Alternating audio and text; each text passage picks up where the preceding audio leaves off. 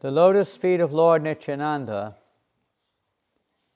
are a shelter where one will get the soothing moonlight, not only of one, but of millions of moons.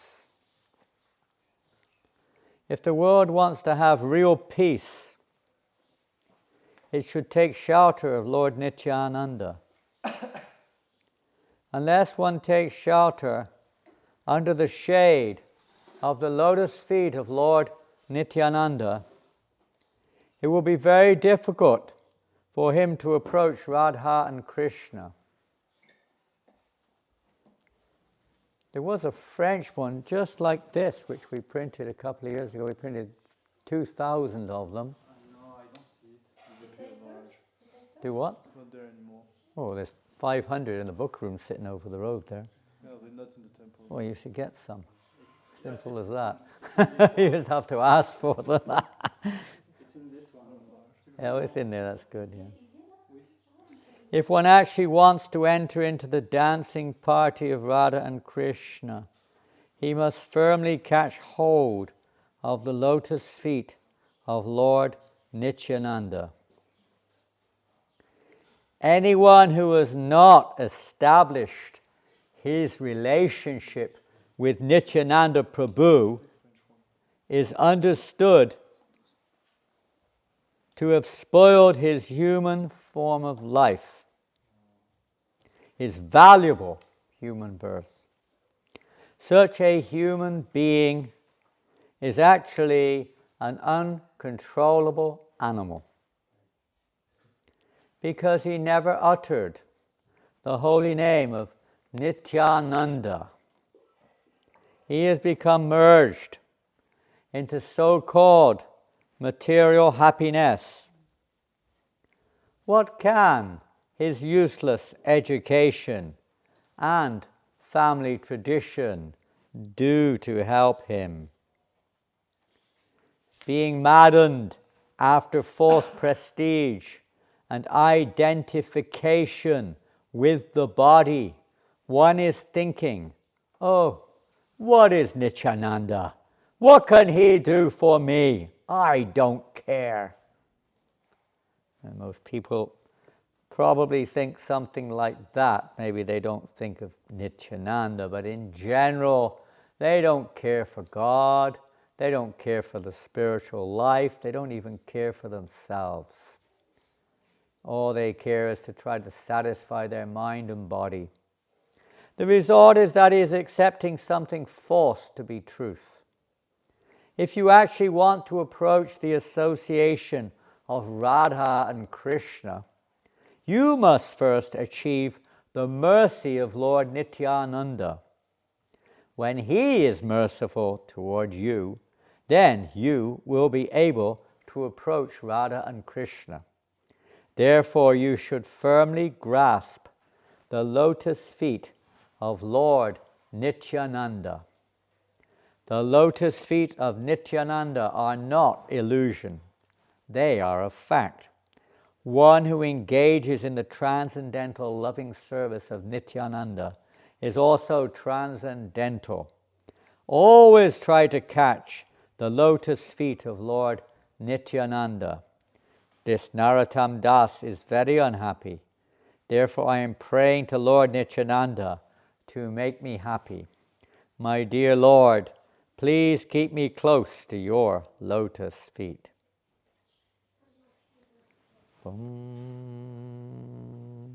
I might need to put this on here because it's going to fall off my lap.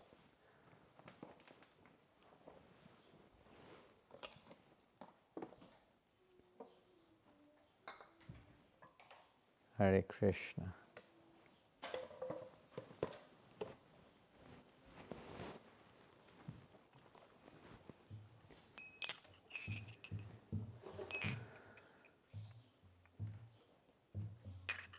Nitai pada Kamala Koti Chandra Sushita Nitai pada Kamala Koti Chandra Sushita Dechayai Jagathatha Turai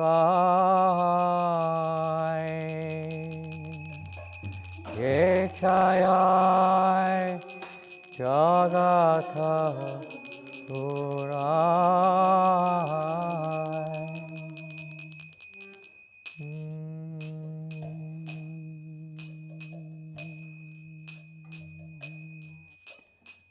Heno Nitai Binibai Radha Krishna Paitenai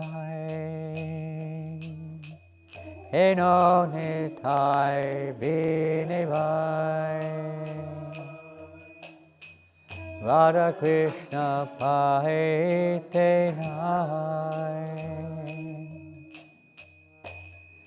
Dida Kori Daronitahir Pai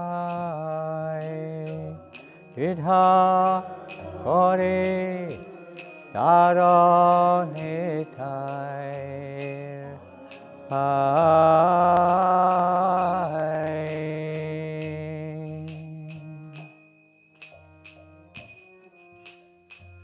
Se sambandha nahi jai Vita janma gelota Se sambandha nahi jai Vita janma gelota Se pashu oradu aracha Se pashu oradu aracha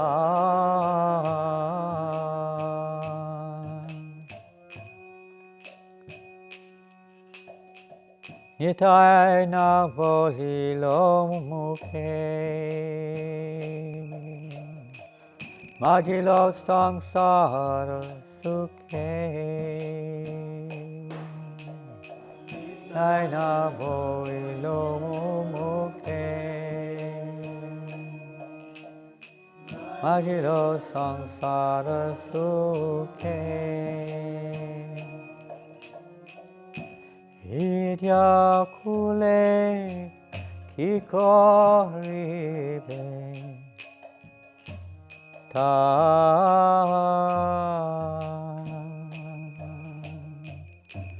Vidya kule ki koribe ta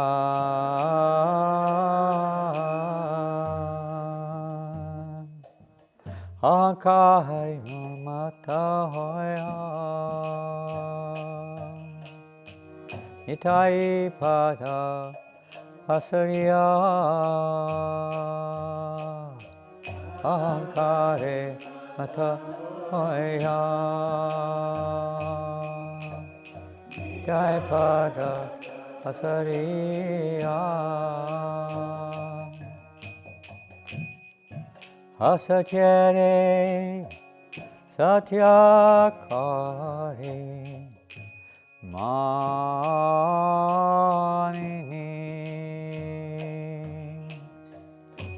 Asatyere satyakare mani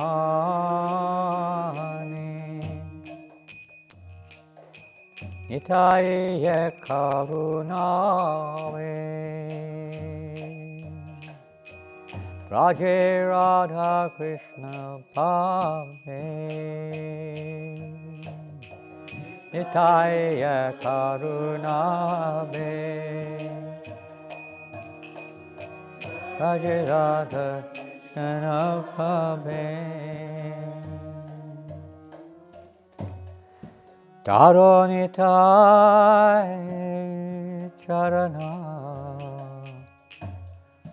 Dukkani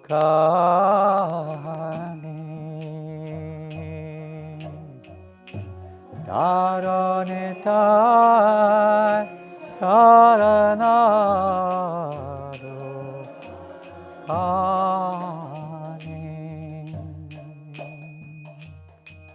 Nitai Charana Satya Tahara Sevaka Nitya Nitai Charana Satya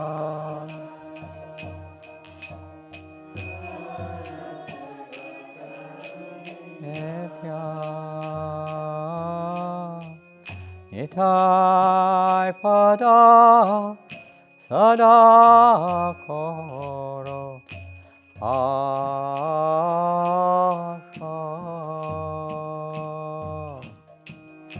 Nitai Pada Sadakoro Asha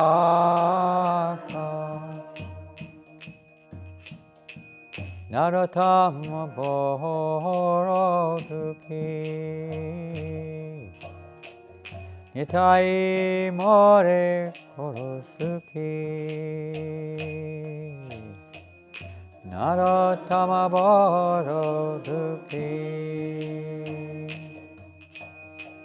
Nitai More Korosuki Rakoranga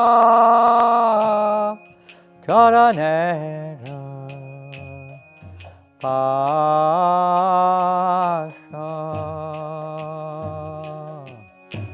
Rakoranga Charanera Pasha.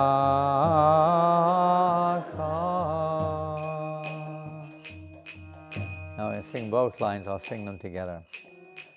Nitai Pada Kamala Koti Chandra Sushitala Ye Chaya Jagata Churai Nitai Pada Kamala Koti Chandra Sushitala Ye Chaya Jagata Rai Hey no Nitai Pine Vai Radha Krishna Pahite Nai Hey no Nitai Pine Vai Radha Krishna Pahite Nai Rita Kori Daro Nitai Pai Rita Kori Daro Nitai Pai Hare Krishna, Hare Krishna, Krishna Krishna, Hare Hare,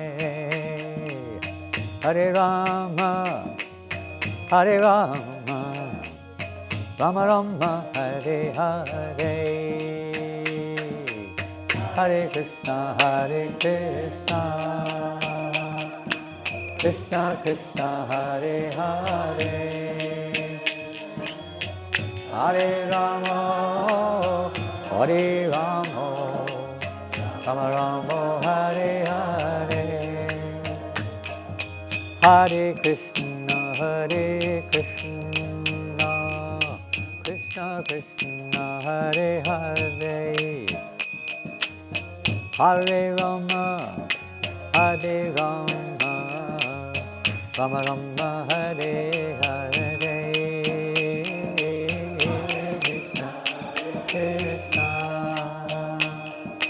Krishna Krishna Hare Hare Hare Rama Hare Rama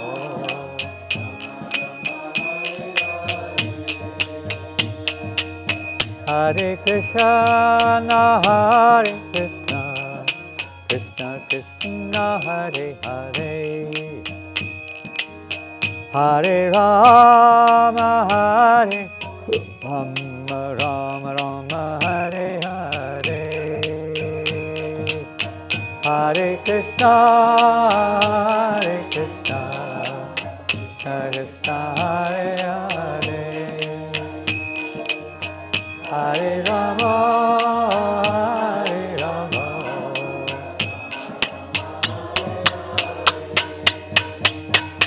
Hare Krishna Krishna Krishna Hare Hare Hare Rama Hare Rama Rama Rama Hare Hare Hare Krishna Krishna Hare Hare Hare Rama Hare Rama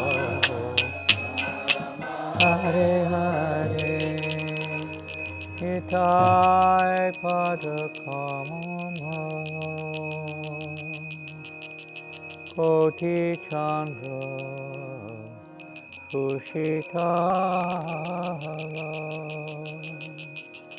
Nitai Pada Kamala Koti Chandra Sushitara Ye Chaya Jagata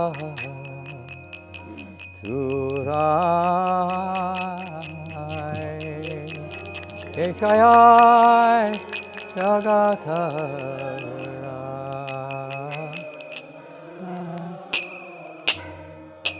Nityananda Nityananda Nityananda Ram Nityananda Nityananda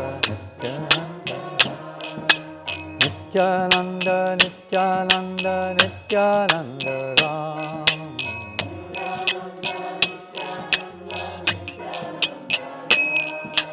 Nityananda Nityananda Nityananda Ram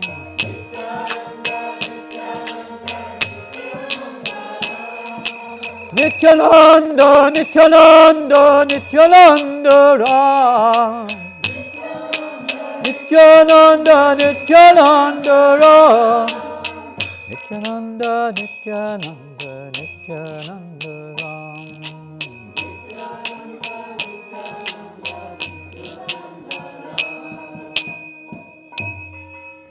Oh Premanandi Krishna Krishna Krishna Krishna Krishna Krishna Krishna Hey Krishna Krishna Krishna Krishna Krishna Krishna Krishna Hey Krishna Krishna Krishna Krishna Krishna Krishna Krishna Hey Krishna Krishna Krishna Krishna Krishna Krishna Krishna Hey Krishna Krishna Krishna Krishna Krishna Krishna Rakshamam Krishna Krishna Krishna Krishna Krishna Krishna Rakshamam Krishna Krishna Krishna Krishna Krishna Krishna Pahimam Krishna Krishna Krishna Krishna Krishna Krishna Pahimam Rama Raghava Rama Raghava Rama Raghava Rakshama Rama Raghava Rama Raghava Rama Raghava Rakshama Krishna Keshava Krishna Keshava Krishna Keshava Pahimam Krishna Keshava Krishna Keshava Krishna Keshava Pahimam Krishna Keshava Krishna Keshava, Krishna Keshava Pahiram. Krishna Keshava, Krishna Keshava, Krishna Keshava Pahiram. Rama Raghava, Rama Raghava, Rama Raghava Rakshamam. Rama Raghava, Rama Raghava, Rama Raghava Rakshamam. Krishna Krishna, Krishna Krishna, Krishna Krishna, Krishna Hey. Krishna Krishna, Krishna Krishna, Krishna Krishna, Krishna Hey. Go Premanande! Om Namo Bhagavate Vasudevaya. Om Namo Bhagavate Vasudevaya. Om Namo Bhagavate Vasudevaya. Om Namo Bhagavate Vasudevaya.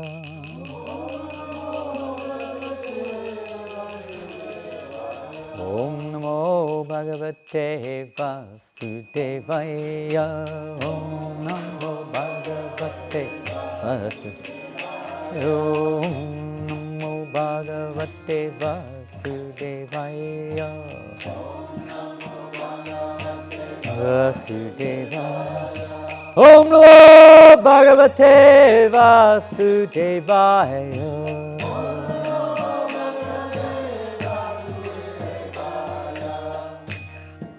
We shall read from Krishna book. Is there an English Krishna book there on the book stand?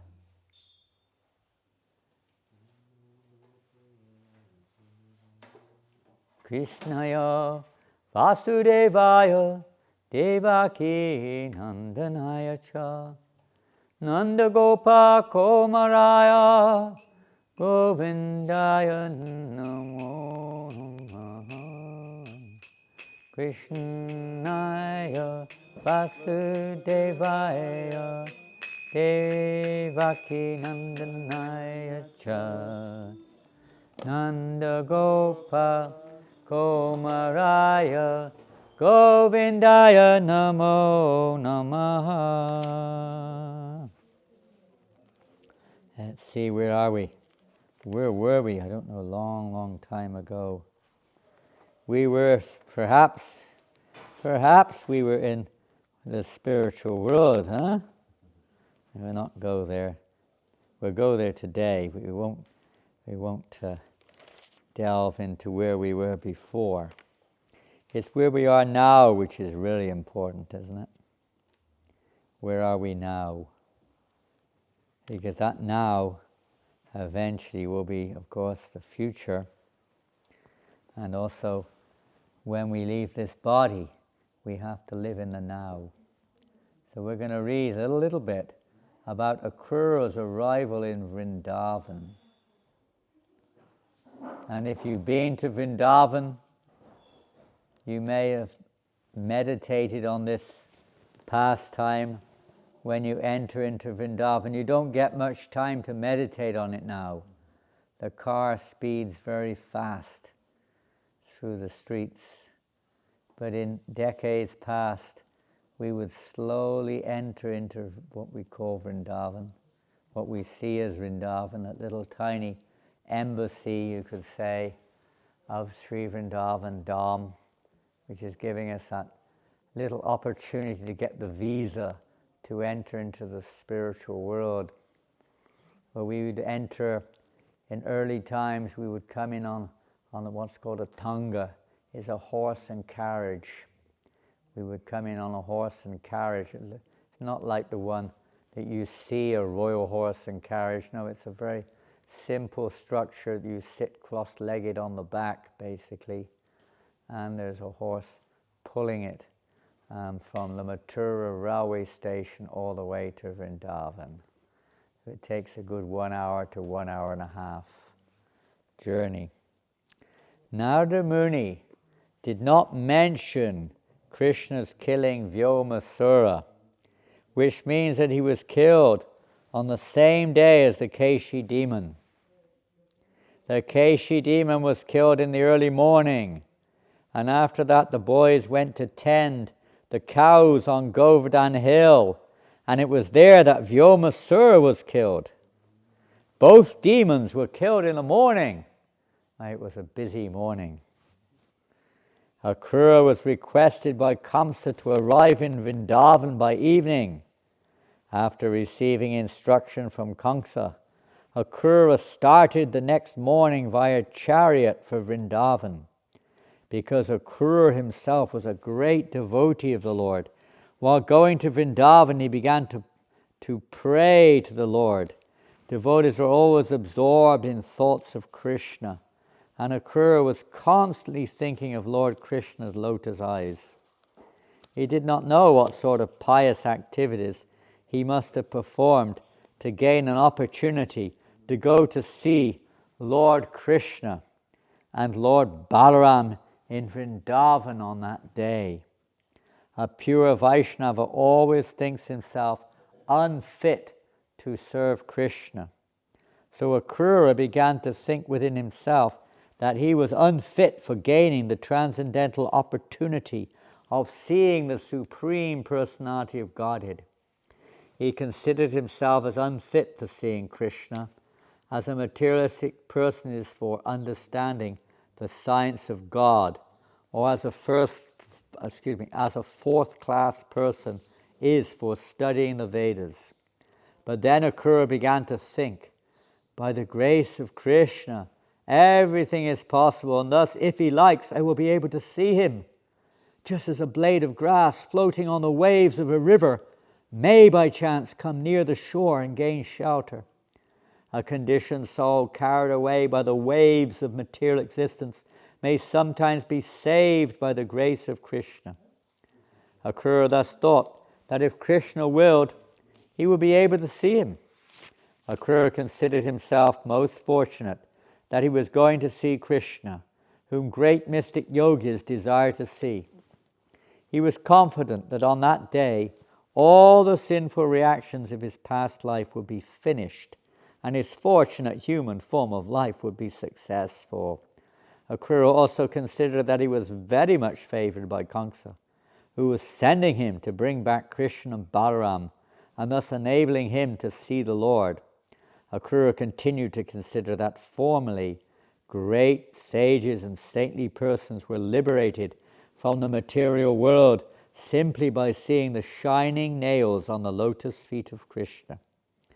That Supreme Personality of Godhead has now come just like an ordinary human being, and it is my great fortune to be able to see him face to face. Akrura thought. He was thrilled with expectations of seeing the very lotus feet which are worshipped by great demigods like Brahma, Narada, and Lord Shiva, which traverse the ground of Vrindavan, and which touch the breasts of the gopis covered with tinges of kumkum. He thought, I am so fortunate that I will be able to see those very lotus feet on this day, and certainly I shall be able to see the beautiful face of Krishna, which is marked on the forehead and the nose with tilak, and I shall also see his smile and his curling black hair. I can be sure of this opportunity because I see that today the deer are passing on my right side. Today it will be possible for me to actually see the beauty of the spiritual kingdom of Vishnu Loka, because Krishna is the Supreme Vishnu, and he has invented himself out of his own goodwill. He is the reservoir of all beauty. Therefore today my eyes will achieve perfection. Akrura knew beyond a doubt that Lord Krishna is the Supreme Vishnu. Lord Vishnu glances over the material energy, and thus the cosmic manifestation comes into being. And although Lord Vishnu is the creator of this material world, he is free by his own energy from the influence of the material energy.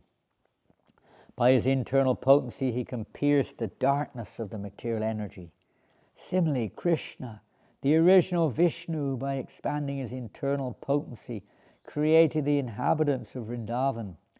In the Brahma Samhita, it is confirmed that the paraphernalia and the abode of Krishna are expansions of his internal potency. The same internal potency Krishna exhibits in Goloka Vrindavan is exhibited in the earthly Vrindavan, where he enjoys himself with his parents and in the company of his friends, the cowherd boys and gopis. By the statement of Akrura, it is clear that since Krishna is transcendental to the modes of material nature, the inhabitants of Vrindavan, who are always engaged in loving service to the Lord, are also transcendental. Akrura also considered the necessity of the transcendental pastimes of the Lord.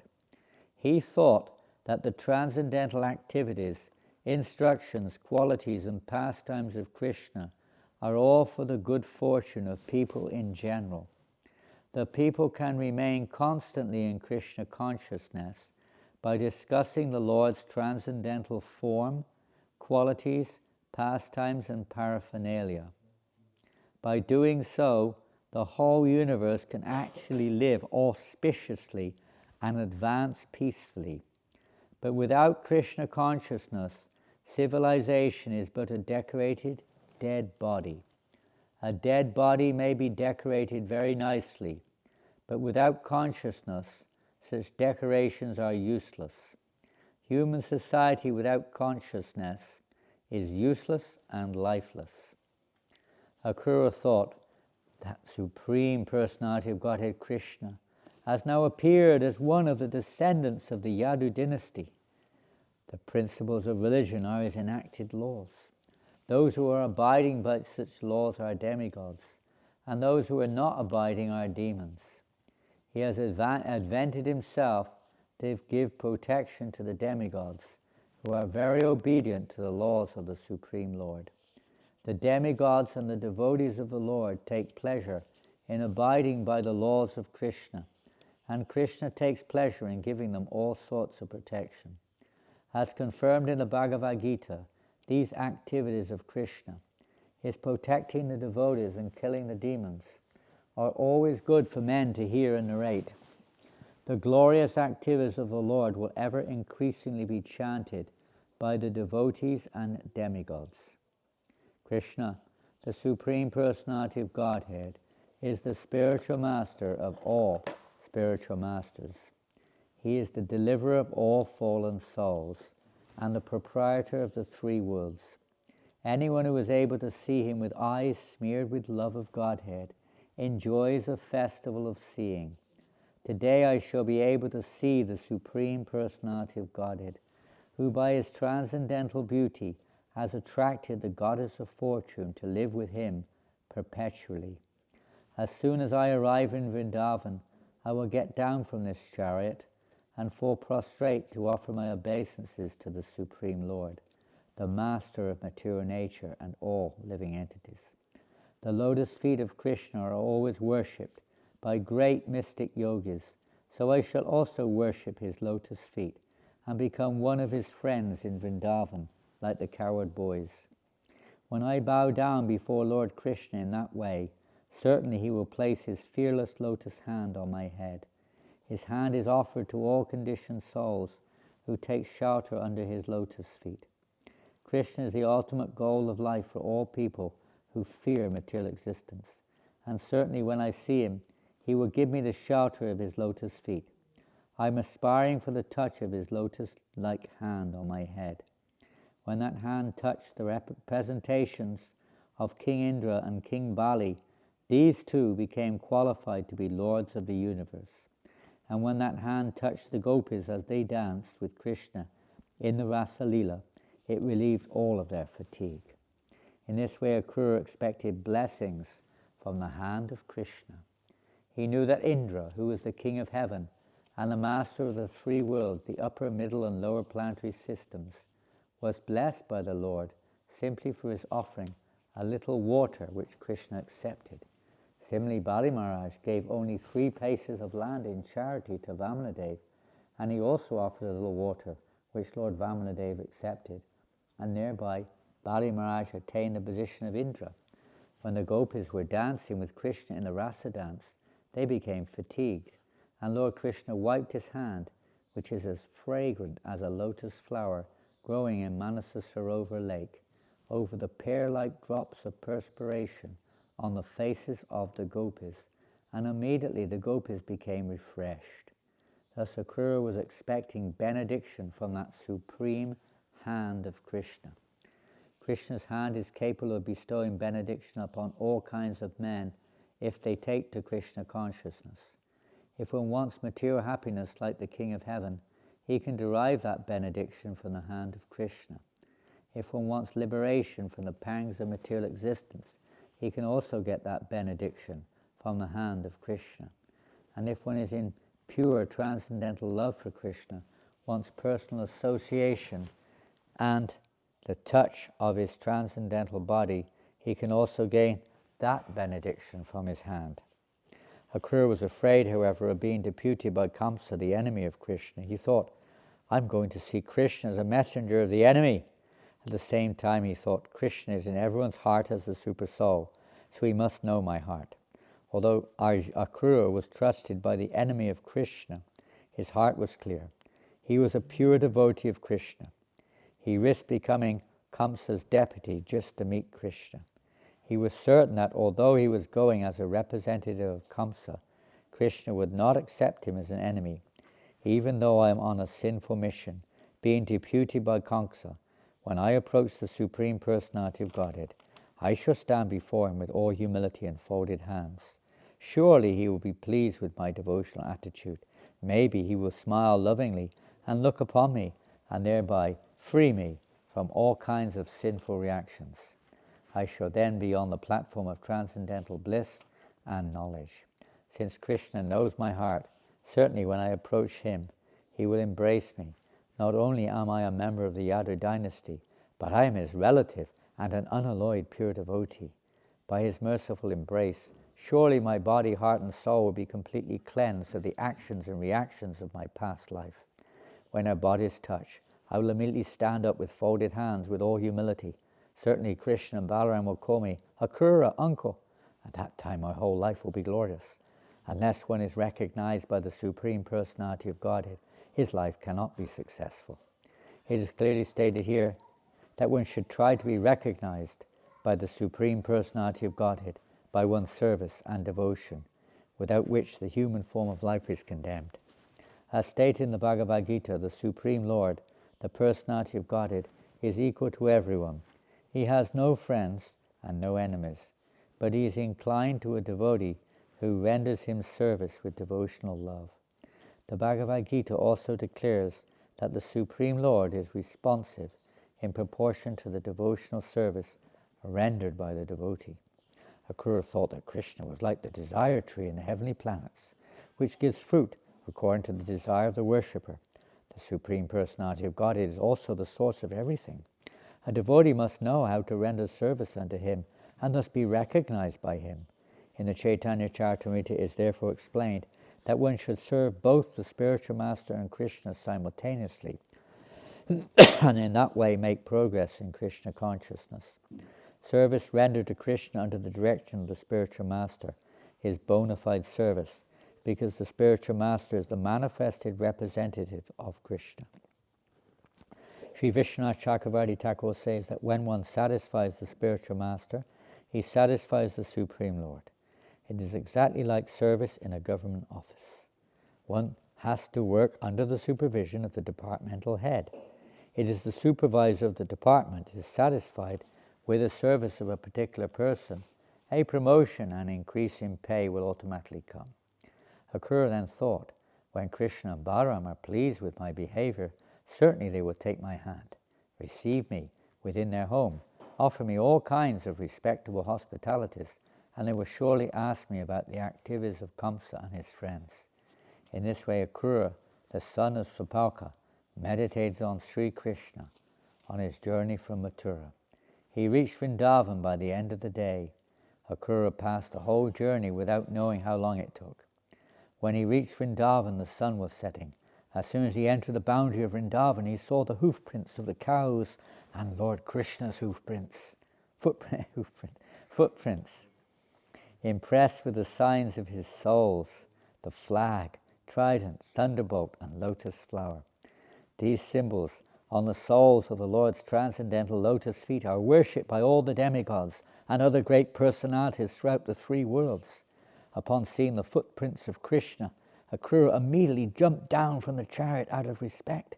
He became overwhelmed with all the symptoms of ecstasy. He wept and his body trembled out of extreme jubilation upon seeing the dust touched by the lotus feet of Krishna.